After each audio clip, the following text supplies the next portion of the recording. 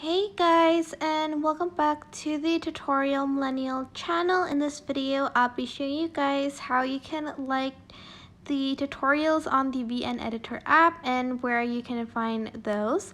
So click on this sort of website kind of page here. I don't know what it's called, like a compass, the compass sort of symbol.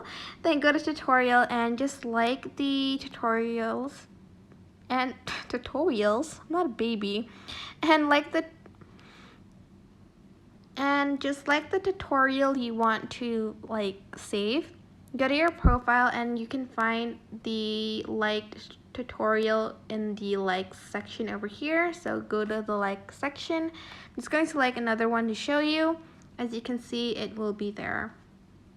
But that is basically it. I hope this tutorial was helpful for you guys. Don't forget to like, comment, share, and also subscribe to this channel if you haven't done that. If you have any questions, just leave it in the comment section down below, and I will try my best to answer them all. Thank you so much for watching. Bye!